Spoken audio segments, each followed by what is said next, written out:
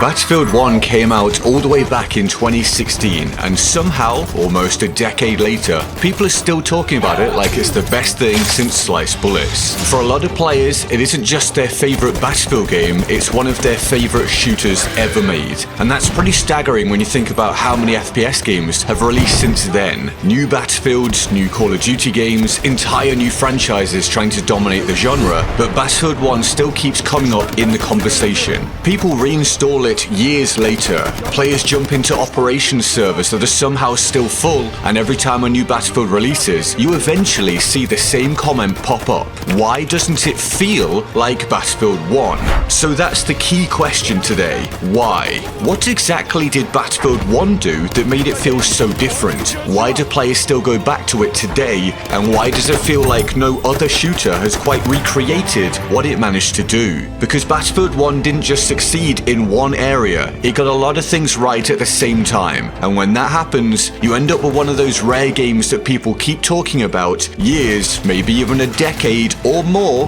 later. To understand why Battlefield 1 felt so special, you actually have to go back to the moment it was revealed. In 2016, the FPS genre was deep in its futuristic phase. Jetpacks, wall running, exosuits, advanced movement systems, that was the trend. Almost every major shooter was pushing further and further in that direction. And for a lot of players, the genre was starting to blur together a bit. It wasn't that those games were bad, some of them were actually great, but when every big shooter starts chasing the same futuristic formula, things start to feel familiar very quickly. The movement feels similar, the weapons feel similar, even the overall style of the game starts to feel like one singular offering rather than clearly different franchises. Then Battlefield dropped its reveal trailer. That alone caught people off guard. The First World War wasn't a setting you saw very often in big multiplayer shooters, especially not at the AAA level. But the trailer didn't just show trench warfare, it showed overall chaos. Horses charging across open battlefields, planes engaging in dogfighting overhead, soldiers storming trenches with artillery fire heading their way, and tanks grinding slowly through smoke and debris, with of course the massive moment where the airship explodes and crashes out of the sky. The trailer blew up online almost instantly, not just because it looked impressive, although it absolutely did, but because it felt refreshing. Instead of chasing the same futuristic trend as every other shooter at the time, Battlefield went in the complete opposite direction, back in time. And that decision immediately gave the game something incredibly valuable: identity. Players instantly knew this wasn't just another offering chasing the same trends. It looked chaotic, grounded, and cinematic, all at the same time and all in a way that truly stood out. And before anyone had even played the game, Battlefield 1 already felt different. And if you happen to enjoy Battlefield content like this, please consider subscribing. We're pushing towards 100k, thank you if you do. So the setting. World War I turned out to be surprisingly perfect for Battlefield. At first some people were skeptical. World War I is often associated with trench warfare and static front lines, which on paper might not sound like the most exciting setting for a fast-paced multiplayer shooter, and a lot of people imagined muddy trenches, slow rifles, and not much mobility. But Battlefield 1 showed very quickly that the era actually offered far more variety than most people expected, at least if you took some artistic license. So the aforementioned cavalry, tanks and infantry, and even armored trains rolling across the battlefield like moving fortresses. What helped to make it interesting was that the technology at the time was in a transitional period. Warfare was shifting from old war combat in something more industrial and mechanized. So on one side you still had the horses and bolt-action rifles, on the other side you had machine guns, tanks, aircrafts, and massive artillery bombardment. And that combination created a battlefield that felt unpredictable as you played upon it. Because the technology of the era was less advanced than modern warfare, combat also felt rougher and more dangerous. Weapons seemed to kick harder, reloads could be slower, vehicles felt heavy and intimidating rather than precise and controlled. Battlefield. Gunfights also could be scrappier, with positioning being king, and when something big showed up on the battlefield, like a tank pushing through a trench line, it felt like a genuine threat. That weight, that impact, it all gave Battlefield 1 a tone, a personality that felt completely different from almost every other shooter you could go out and purchase at the time.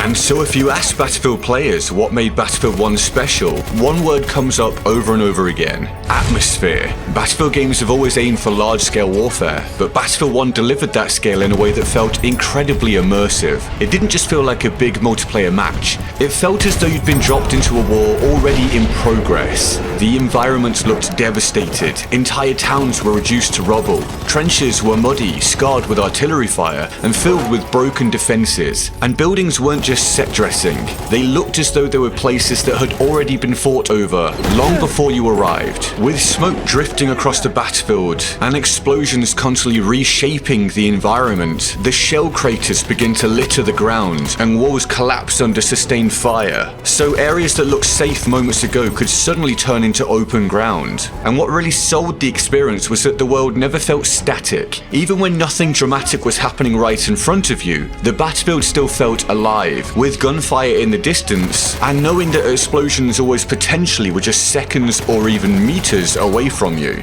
Sometimes you could just stop for a moment and look around and realize there were multiple battles happening at once. All of those details combined to drop you into the fight itself. The game in fact went to great lengths to try to communicate the horrors of war, ensuring the player was aware that this truly took place, and people actually had to live within this experience, and indeed die within the experience. And that level of immersion is something very few shooters manage to achieve, even today. And so another huge reason the battles felt so intense was the sound design. Battlefield has always been known for strong audio, but Battlefield 1 pushed it even further. The game didn't just sound good, it sounded powerful in a way that made every moment feel punchier, with weapons both sounding distinct and believable for the time period, with each gun having its own character. Some cracked sharply across the battlefield whilst others produced deeper, thunderous notes. Not just great for immersion, but also useful audio cues that help players to make moment-to-moment decisions. But the real magic came from the smaller details. Soldiers shouting warnings, and characters panicking when things go wrong, combined with those nearby explosions rattling the soundscape, it all made the entire environment feel unstable. Huge effort was put into creating relatable screams and shouts, in fact. Effort that turned out to be absolutely worthwhile. Even subtle elements like distant gunfire or ricochets helping sell the scale of the battlefield. You could hear fighting happening elsewhere, which reinforced the idea that this wasn't just your small skirmish, it was part of a much larger conflict unfolding all around you. The audio didn't just support the gameplay, it amplified it. It made every firefight feel intense and every major moment feel dramatic. Now, one of the biggest features that made Battlefield 1 stand out was the Operations mode. Instead of isolated multiplayer matches, Operations connected multiple maps together into larger battles. So rather than jumping into a single round that resets after 10 or 15 or 30 minutes, Operations created the feeling that you were participating in a much bigger conflict that unfolded over time. Attackers had to push through sectors whilst defenders tried to hold the line. If attackers succeeded, the battlefield moved forward to the next stage, often shifting the fight into an entirely new part of the map or even a completely different battlefield. This structure gave matches something that most multiplayer modes simply don't have: momentum. You could feel the battle evolving as the front line moved forward. Defenders were desperately trying to stop that push, whilst attackers threw everything they had into capturing the next objective. Because of that structure, the stakes felt higher, and there was a narrative that built. Losing a sector didn't just mean losing a single objective, it meant the entire battle was moving forwards and progressing that narrative. The narration between matches added even more context, explaining the historical inspiration behind the conflict and setting the tone for the next phase of the battle. And when everything lined up, the result could be incredible. This wasn't multiplayer video gaming, it felt like a full-scale battle unfolding in real time from the comfort of your own home. Of course, Battlefield has always been about sandbox chaos, and Battlefield 1 delivered plenty of that. The series thrives on on the idea that anything can happen once a match gets going, and Battlefield 1 captured that feeling perfectly. Every round had the potential to turn into something unpredictable.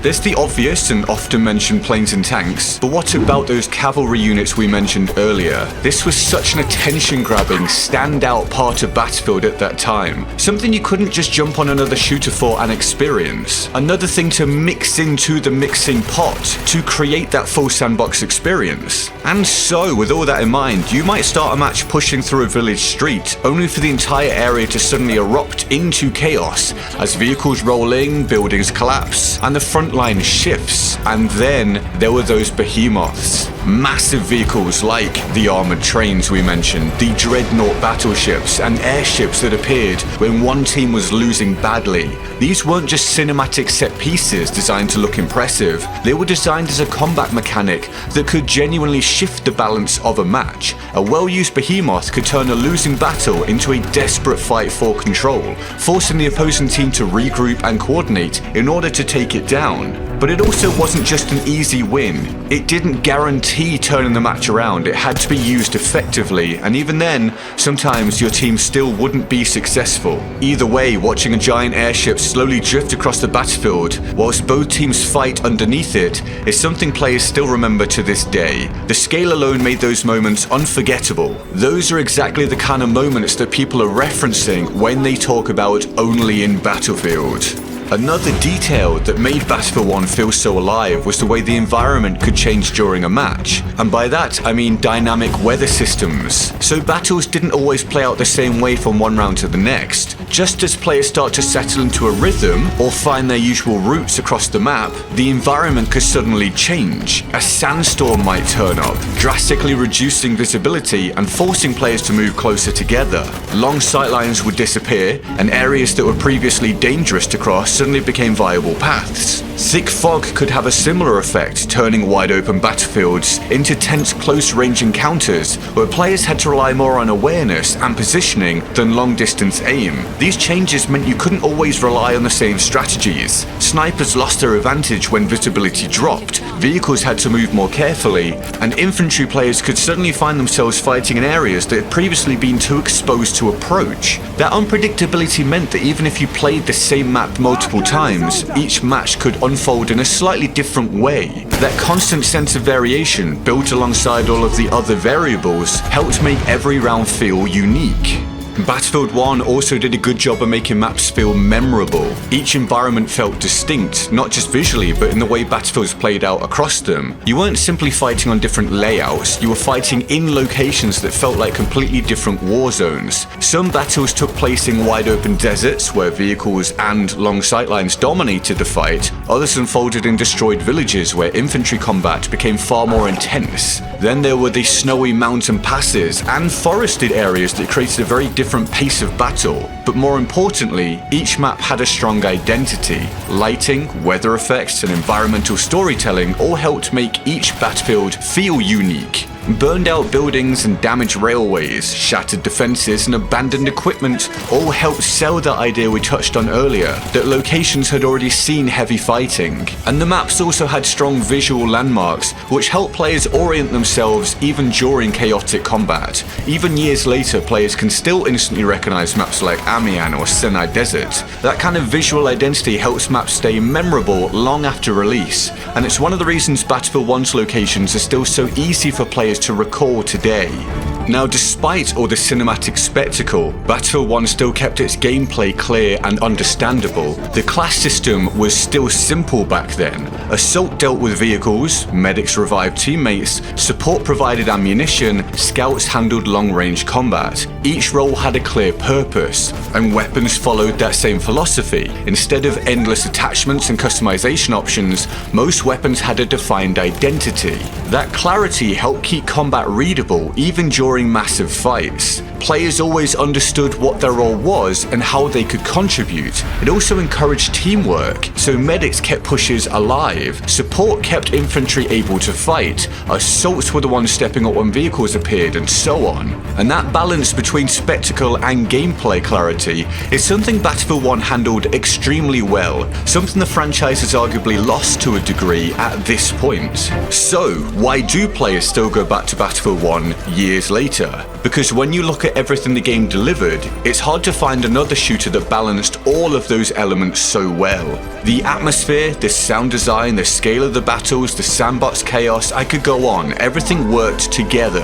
Battlefield 1 didn't just excel in one area, it delivered across almost all of them, and that cohesion is what makes the game still feel special years later.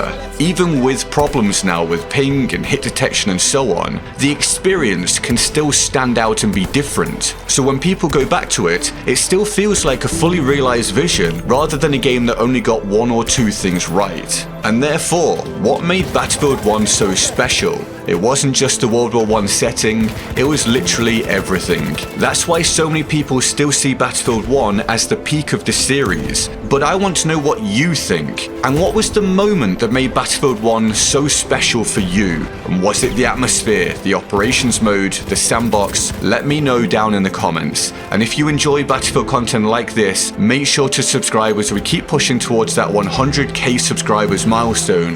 YouTube is now recommending another video of mine it thinks that you'll like, and I'll see you over there.